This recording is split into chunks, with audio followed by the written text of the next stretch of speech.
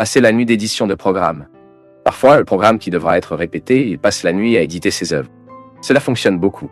Si vous voyez cette équipe qui est ici, ce sont des travailleurs et n'ont pas beaucoup de temps. Mais vous les regardez, vous chercherez dans leur vie, les consacrer surtout. Trouverez toujours leur espace silencieux devant le Seigneur, cherchant la restauration de cette vie spirituelle qui descend si nous négligeons. Je vous ai dit ici une fois, et répété à nouveau. Le fondateur de la congrégation des prêtres du Sacré-Cœur de Jésus, où j'ai été formé, Dieu merci, toute ma formation que je dois à la congrégation du Sacré-Cœur de Jésus, au Père Jean Lion d'Homme. Il a dit ainsi, Dieu ne peut rien faire avec nos œuvres si avant il n'a pas notre cœur. C'est ce dont je parle. Lorsque nous offrons à Dieu notre service et oublions de lui offrir le cœur, qui est la métaphore de toutes mes coulisses, Dieu ne sera pas en mesure de restaurer ce que j'offre à l'autre à travers mon travail. Et en peu de temps, je vais m'offrir. Et m'offrirai. Seulement moi, je porterai trop. Je serai fatigué. Par conséquent, n'ayez pas peur de présenter dans la dynamique de votre vie quotidienne l'espace de votre restauration intérieure. Cela peut durer 5, 10 minutes. Silence, prière, respiration profonde. L'exercice d'une respiration profonde est excellent pour ceux qui veulent se reposer, pour ceux qui veulent bien dormir. Une bonne lecture, une chanson qui vous fera du bien. N'allez pas vous coucher sans vous offrir cette oasis qui vous donnera une position pour faire cette patience dans votre cœur. Patience, un mot fort pour aujourd'hui. Tout aujourd'hui nous invite à aller à la hâte. Le monde aujourd'hui est précipité. Et si nous ne prenons pas soin de nous, nous entrons dans ce rythme rapide qui nous empêche souvent de réaliser nos vies. La semaine dernière, je voyageais avec ma mère, l'emmenais à Uberlandia, et à un moment donné, j'avais dormi, que j'étais très endormi. Je me suis réveillé, et je me suis assis à côté d'elle, et j'ai dit, Lady, je ne voulais pas dormir un peu, non? Et elle m'a dit comme ça, non, ce paysage est si beau. J'ai trouvé la réponse de ma mère très sage. Elle est la vérité. Plusieurs fois, nous n'apprécions pas le voyage parce que nous sommes occupés avec tant de choses que nous voulons même dormir un peu. Ce n'est pas un problème. Mais elle, face à la beauté du paysage qu'elle avait à l'extérieur du bus, elle préférait apprécier ce qui était le voyage. Et c'est intéressant parce que parfois, lorsque nous prenons la route, notre anxiété est d'arriver. C'est pourquoi nous accélérons parfois tant. Nous sommes à la hauteur de la vitesse autorisée, mettant en danger nos vies, à risque la vie de l'autre. Parce que nous n'avons pas la perception que lors du voyage, la chose importante est lire en Grace n'est pas dans la destination finale, mais c'est à chaque étape de ce déplacement qui nous amène à cet endroit. Pour cela, nous devons être de la patience. C'est peut-être la vertu la plus nécessaire pour aujourd'hui. Nous avons de la patience. Patience avec le processus de vie. Patience avec les autres autour de nous. Parce que ce n'est que dans la patience que nous constatons que la vie est rare. Cette vie est rare, qu'elle doit être appréciée, pour être de bon goût, que cette vie mérite d'être vécue à chaque instant, à chaque étape, avec une grande intensité. Et parfois, nous nous fatiguons, non? Nous perdons la capacité d'avoir cette patience. Vous pouvez voir, lorsque nous sommes trop stressés, la première chose que nous perdons est la patience. Nous avons du mal à gérer le temps, nous avons du mal à faire face à l'attente, à des retards, nous voulons tout pour hier. Nous mettons notre âme à un rythme aussi rapide qui est si contraire. Mon peuple, nous devons prêter une attention particulière au rythme que nous donnons à notre âme. Plusieurs fois, nous faisons vivre notre âme dans un rythme qui suffoque, qui tue progressivement. Et qui impose ce rythme à l'âme? Le corps, parce que nous ne pouvons pas séparer les deux réalités. L'anthropologie chrétienne nous enseigne que le corps et l'âme doivent être combinés ensemble. Mais vous ne pouvez pas oublier qu'ils ont des besoins différents. Ce sont deux réalités qui ont besoin de choses différentes. Le corps a besoin d'activité physique, a besoin de nourriture, a besoin de repos, a besoin de connaissances. Ce n'est pas comment ça marche. Si vous prenez bien soin de la santé de votre corps, vous observerez le besoin de temps en temps lorsque vous vérifiez, passez un test sanguin. Examinez tout ce qui est le fonctionnement de votre corps, car vous voulez vivre, vous voulez avoir de la santé. Donc, pour avoir la santé, vous devez gérer les besoins du corps, vous devez comprendre le mécanisme du corps, comment il fonctionne, quels sont les besoins qu'il a.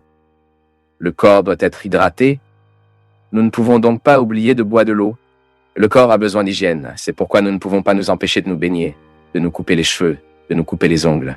Le corps doit avoir une dynamique, il doit être disposé pour ce que nous mettons une discipline de l'activité physique, afin que ce corps ne soit pas plus vieilli que l'âge que vous avez. Cela se produit également. Parfois, nous avons 50 ans.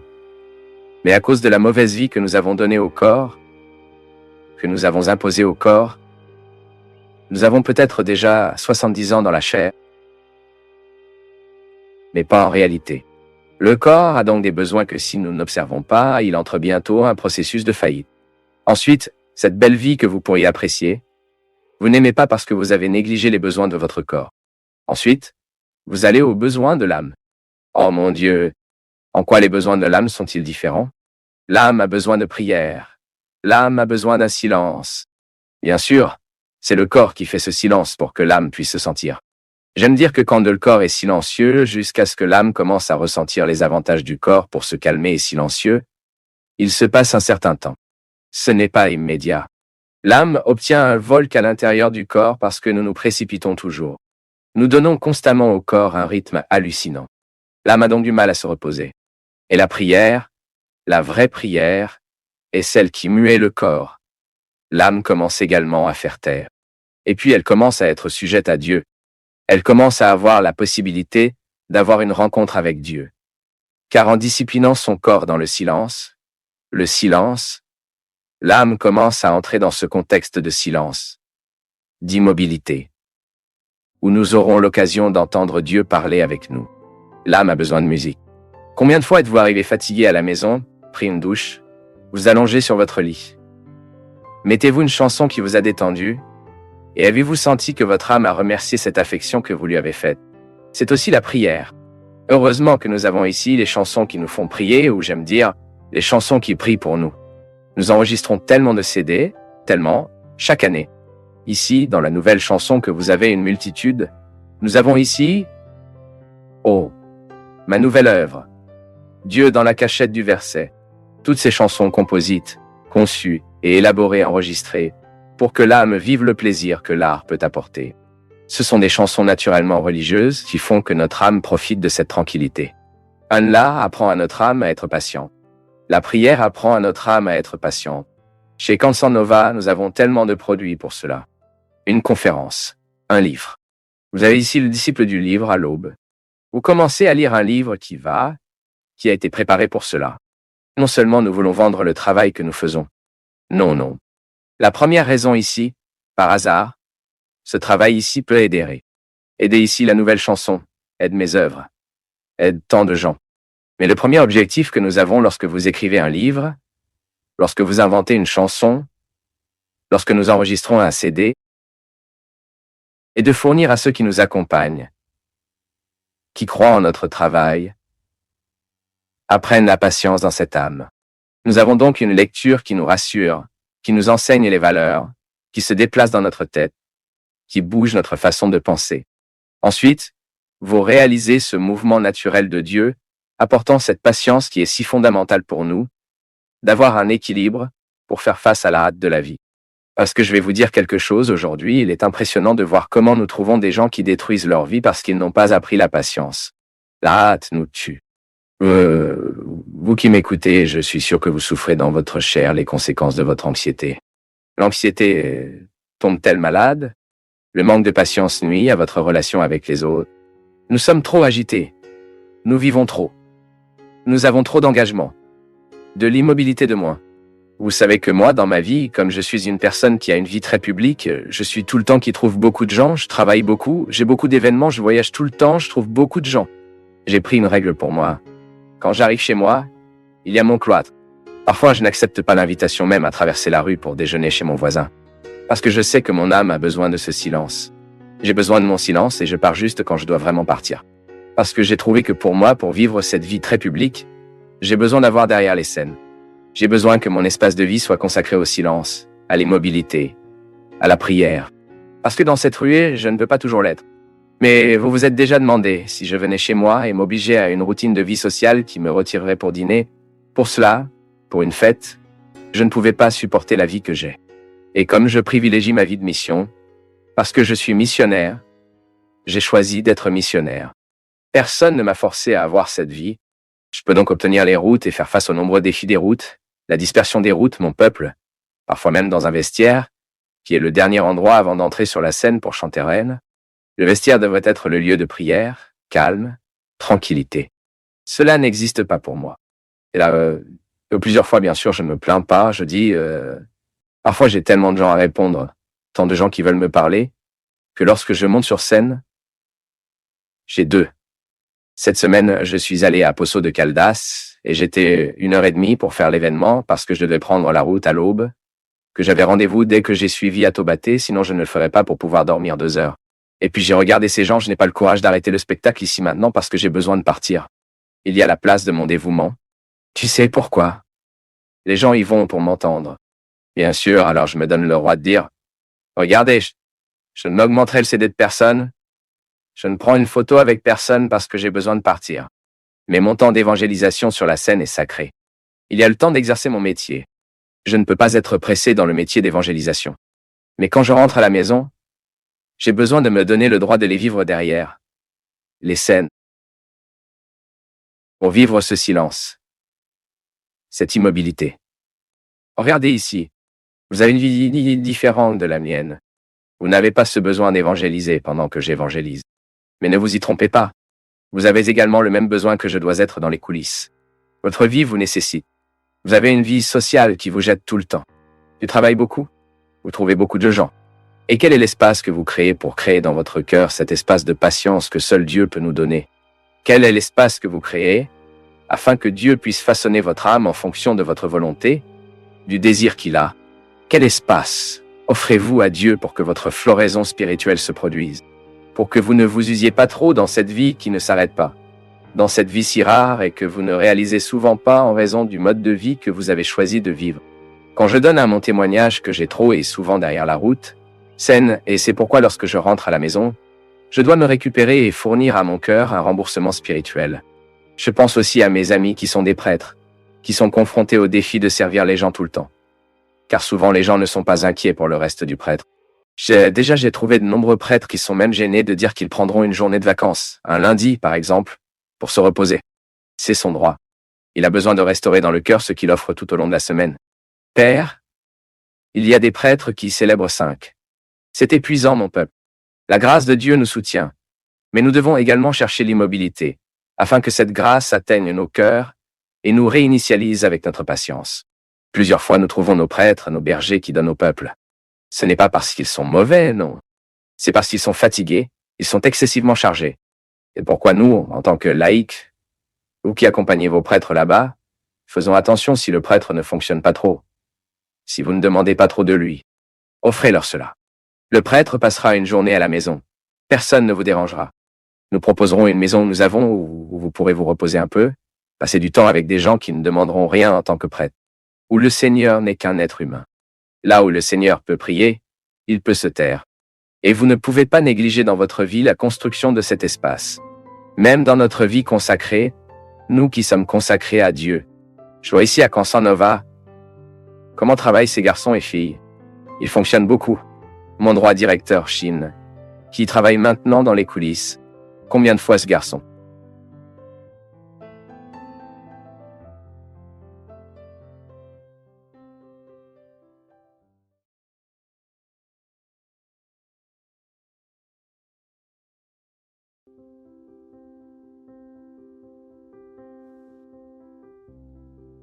Et si un jour je vous donne des conseils, que vous identifiez comme contraires à ce que Dieu vous a révélé, s'il vous plaît, ne me croyez pas. Parce que plus vous plongez dans votre spiritualité, plus vous devrez savoir ce que Dieu veut de vous. Et vous n'aurez pas besoin de dépendre de ce que les autres vous disent. Non. Voyez-vous, femme? Vous voyez, mon garçon?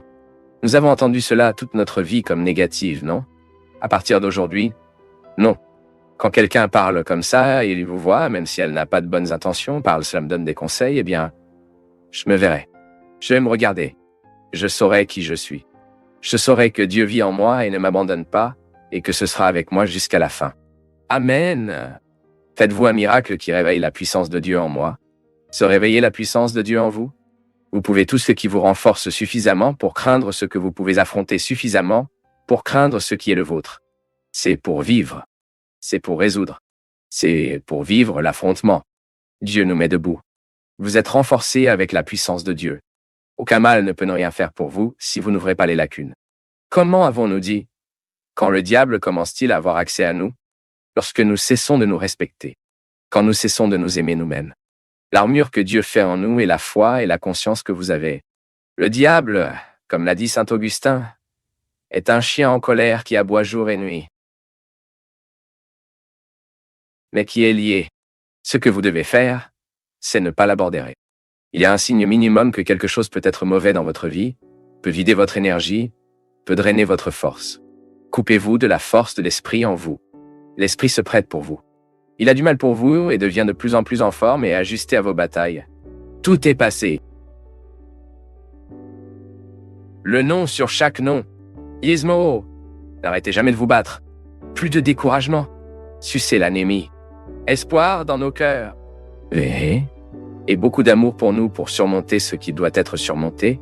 Il était une fois, et c'est presque là, que nous vivons un moment où nous avons perdu beaucoup de gens qui s'aiment. Et maintenant, ce que nous voulons le moins, c'est perdre du temps avec ceux que nous avons. Le temps aux côtés des gens que nous aimons devient l'éternité. Partenaire prudent, cette vie est un train. Quand nous imaginons le moins, le moment vient. Mais même si nous ne le ferons pas, nous apprenons. Qui d'autre avez-vous pardonné dans la vie? Certainement qui vous avez le plus aimé. Vous n'avez pas à dire quoi que ce soit que vous me serrez dans mes bras sort de la porte. C'est la musique que j'aimais chanter à ma mère. J'ai eu le grand plaisir de m'allonger sur ses genoux et de le chanter. La pandémie a appris tant de gens que nous aimions. Et le seul moyen pour rendre justice à ce défi, qui est de perdre qui nous aimons encore plus que nous avons encore. Parce que la résurrection est cela. C'est nous de tourner le désir d'une capacité d'aimer que nous ne terminons jamais, jamais. Et c'est vrai, non? Nous parlons. Qu'avons-nous vraiment combattu lors de ce voyage? Je ne me souviens plus. Ensuite, la rancune qui est sur le côté, je me souviens. Non, nous voulons oublier. Parce que nous nous aimons. La plus grande richesse que nous puissions avoir dans la vie est d'aimer et d'être aimé. Le reste, nous trouvons un moyen. Mais quand nous manquons d'amour, nous ne pouvons même pas comprendre qui nous sommes. L'amour est ce qui nous éduque. Cela nous fait arriver au meilleur de nous, pour que l'autre atteigne également le meilleur de soi. Savez-vous qu'il y a des choses que je remercie le plus Dieu? C'est à chaque fois que j'identifie que quelqu'un a accès à l'autorité affective pour éduquer ce que je ressens. Ça arrive. Tout au long de notre vie, nous trouverons les gens qui éduqueront qui nous sommes. Parce que tout en nous devait être éduqué. Tout, absolument tout. Nous sommes nés, nous venons dans ce monde déterminé par l'égoïsme de notre condition. C'est inévitable. Vous ne pouvez jamais vous attendre à une solidarité d'un nouveau-né. Dans les premiers stades de la vie, la solidarité est une valeur que nous ne savons même pas comment décoder. Nous tournons autour de nos besoins. Il n'y a pas de problème. Nous devons attendre la maturité du cerveau pour enseigner les concepts. Mais un jour, quand vous avez commencé à avoir la première compréhension que votre mère se fatigue, que vous n'avez aucun problème à vous attendre un peu, qu'elle est dans la salle de bain, qu'elle apporte bientôt sa nourriture ou votre boisson, ne dites pas à un nouveau-né « Attendez que votre mère arrive bientôt ». Ne pleure pas, parce que ta mère vient déjà. Elle a besoin de résoudre certaines choses, mais maintenant. Puis il laisse le berceau et l'enfant est toujours là dans ce cri. Non, rien aux États-Unis ne peut être une réponse de solidarité dans la vie, au premier stade de la vie. Mais à un moment donné, avec un excellent moyen, sa mère disait « Ma fille, divisez cette poupée avec sa sœur. Ce que nous avons est plus beau lorsque nous divisons. » Vous avez commencé à avoir les premières leçons sur votre capacité à partager ce que vous aviez. Divisez un jouet, divisez un cookie. Quelqu'un a commencé à éduquer vos sentiments, vos compréhensions, et vous avez commencé à prospérer dans vos possibilités. Aristote avait tout à fait raison. Nous a même appris la philosophie chrétienne classique. A absorbé une grande partie des enseignements d'Aristote. Aristote a dit que lorsque vous regardez une graine, vous voyez toutes les possibilités de l'arbre, mais ce n'est pas une garantie que vous devenez. Vous devez mettre au bon endroit, favoriser, mettre dans les conditions idéales afin que les graines s'épanouissent avec toutes ces possibilités. Le christianisme en nous est la même chose. Un jour, vous avez reçu tout cela une semence, dans une graine, le baptême, les premières lignes que vous avez pu comprendre ce que cela signifie d'être chrétienne. Parce que si quelqu'un ne vous avait pas sorti de votre égoïsme, il est très probable que vous répétiez toujours tout l'état de l'individu. Le processus humain est toujours comme ça. Je laisse l'état de l'individu lorsque ma maturité cérébrale me le permet. La psychologie nous enseigne? Qui a déjà eu les contacts avec la philosophie de la psychologie du piège? Le développement du jugement moral? Comment pouvons-nous mûrir dans la vie lorsque les gens selon nos possibilités de compréhension, nous mettent face aux situations qui nous enseignent. Piaget a déclaré d'une belle manière: la seule façon d'éduquer un enfant qui n'est pas encore en mesure d'avoir une complexité de pensée est de jouer. Les premières règles de vie que nous n'apprenons pas des discours moraux, nous apprenons en jouant. Il y a un espace pour être respecté pour le jeu, il y a des règles de jeu, c'était le premier contact que vous avez eu avec ce que vous comprenez aujourd'hui comme civilité. Quelqu'un a été prêt à civiliser son âme, de l'individu à l'état de la personne. L'individu est celui qui ne se divise pas parce qu'il ne veut pas, parce qu'il ne peut pas. Et puis vous assimilerez les valeurs d'être une personne qui, selon la philosophie chrétienne juive, est une jonction des deux. Être une personne est celui qui a et ayant lui-même. Je ne peux vous donner que ce que j'ai avant moi. Si je ne possède pas ce moi, je vais à peine me donner de la qualité à quelqu'un.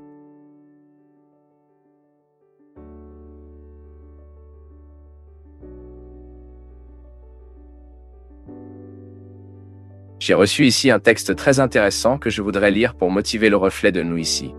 Le texte est appelé « Père ». Le début commence. Quand j'étais enfant et que je prenais une mandarine pour peler, j'ai couru vers mon père et a demandé « Père ». Le début commence. Ce que je voulais, c'était pour lui de faire la première larme dans la coquille, celle la plus difficile, la plus résistante à mes petites mains. Puis souriant, il a toujours fini par me peler tous les fruits. Mais d'autres fois, j'ai pris le reste de la peau de cette première déchirure providentielle qu'il avait faite. Mon père est décédé il y a longtemps et je ne suis plus un enfant. Même ainsi, je ressens un grand désir de l'avoir à côté de moi pour au moins commencer le début de tant de coquilles dures que je trouve en cours de route. Aujourd'hui, mes mandarines sont différents. J'ai besoin de décoller les difficultés du travail, les obstacles des relations avec les amis, les problèmes dans le noyau de la famille, l'effort quotidien qui est la construction du mariage, la retouche et les coups de pinceau de la sagesse, dans l'immense art d'activer les enfants interprétés et heureux, ou la confrontation toujours si difficile pour la maladie, la perte, les traumatismes, les séparations, les décès, les difficultés financières, et même les doutes et les conflits qui nous affligeons, les décès, les difficultés financières et même les doutes. À certaines occasions, mes mandarines deviennent d'énormes ananas. Je me souviens donc que la sécurité d'être assisté par papa, quand j'ai demandé à commencer le début, c'est ce qui m'a assuré de pouvoir atteindre le dernier morceau de la coquille et du goût, de toute façon, le fruit. L'affection et l'attention que j'ai reçues de mon père m'ont amené à demander l'aide de Dieu, mon Père du ciel, qui ne meurt jamais et est toujours à mes côtés.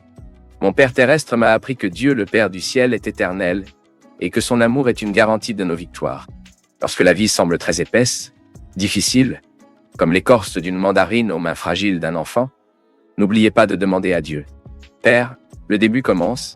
Je ne sais pas quel genre de difficultés vous et moi sommes confrontés ou nous le trouverons dans nos vies. Je sais juste que je me garantis dans l'amour éternel de Dieu à demander chaque fois que cela est nécessaire. Mon Père, le début commence. Beau ou non? Et la vérité. Vous savez que j'ai aussi souvent demandé à mon père de faire cette première larme, surtout Orange aussi. Orange était plus difficile à peler, non? Il a fait cette petite fille, puis j'ai commencé. J'aimais avoir cette autonomie pour apprendre des choses qui avant de dépendre des autres. C'est le processus naturel de la vie, non? Les chaussures à attacher, par exemple, sont de petites réalisations qui représentent beaucoup dans la vie d'un enfant. Je me souviens que lorsque j'ai lié mes chaussures seules pour la première fois, c'était une célébration. Ce que j'ai tenu à montrer à tous ceux qui sont arrivés.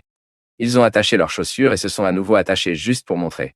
Mais cela est trop important dans le processus de notre vie humaine. Nous atteignons ces autonomies. Il est très important d'apprendre à faire ce que nous ne savions pas comment faire seuls. Mais d'un autre côté, dans la vie spirituelle, nous aurons toujours besoin de prendre avec nous cette conviction que nous avons un Dieu qui nous aide toujours dans les débuts, aussi dans les moyens et les fins. Et cela, vous savez que c'est très mature pour nous de nourrir cette foi. Parce que nous nous éloignons de cette conviction que Dieu est dans nos vies pour tout faire pour nous. Croyez-le de cette belle métaphore des potins qui doit être supprimé le premier morceau de la coquille afin que nous puissions tout prendre seuls. C'est important parce que nous professerons une foi mature qui nous enseigne que Dieu n'a aucune obligation de vivre notre vie, pour nous sommes notre responsabilité. Mais qu'il est la garantie aimante d'être tout le temps de notre côté pour nous soutenir au moment de la difficulté. Vous savez, mon peuple, la foi fonctionne comme cette protection spirituelle qui nous aide à gérer la vie, ce qui nous aide à articuler ces situations difficiles. Parce que la foi en Dieu nous donne une nouvelle vision des choses. Il doit être très difficile de ne pas croire en Dieu et de faire face à des problèmes, par exemple. Qui vais-je faire appel au moment de ma fragilité? Bien sûr, il y a des situations humaines, mais l'être humain, il a toujours dans son cœur cet écart que l'être humain a toujours besoin d'avoir quelqu'un qui est supérieur. Ce n'est pas une névrose, non. C'est bien pour vous de savoir que quelqu'un est plus grand que vous. Ceci pour l'enfant est si nécessaire, hein? Mon père prend soin de moi, mon père est plus fortant. Mon père est beaucoup plus fort que moi. Combien de fois avons-nous fiers de dire cela, non? Ce n'était pas une honte pour l'enfant. Mon père est beaucoup plus fort. La reconnaissance de notre faiblesse n'était donc pas une honte, parce qu'il y avait une satisfaction à reconnaître que le Père était le puissant de l'histoire.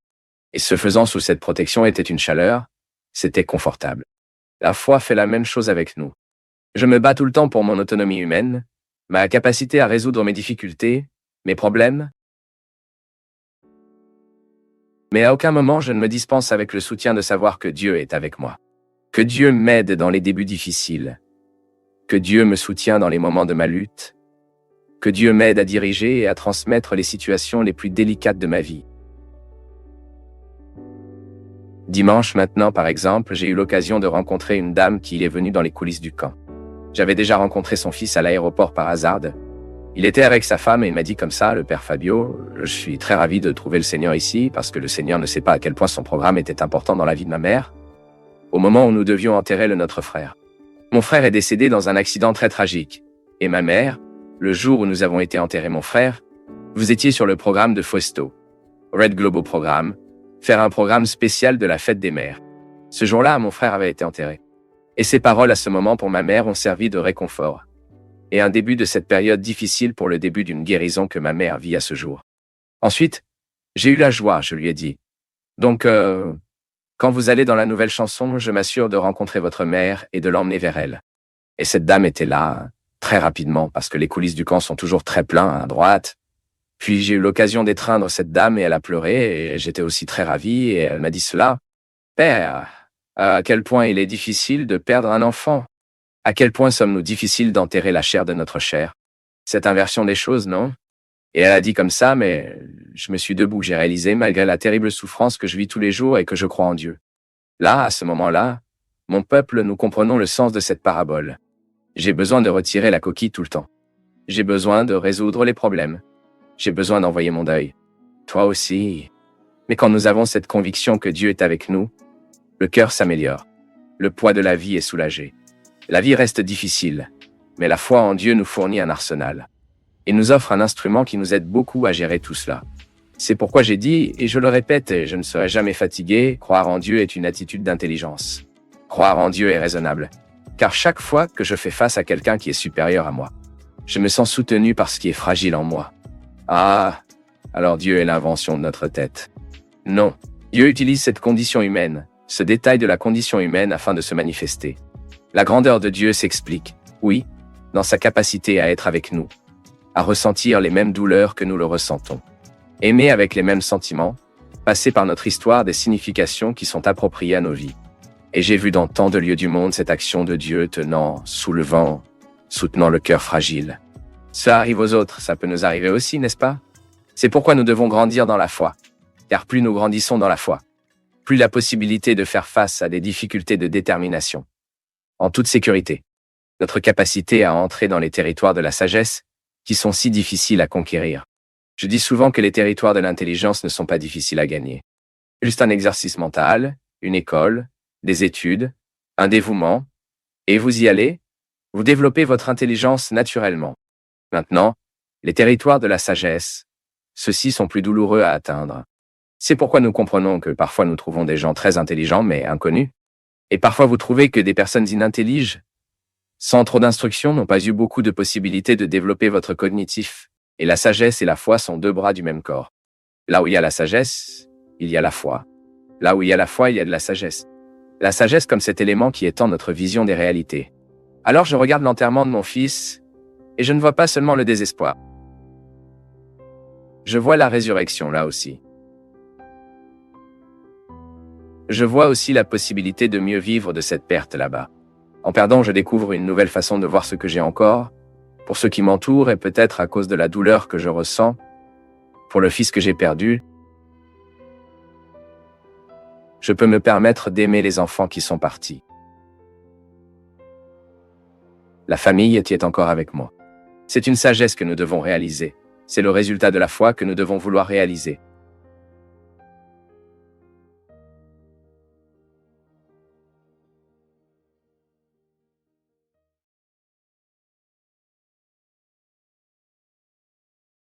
Eh bien, si tu es encore ici, c'est que tu es prêt à changer. Tu en as assez de fuir.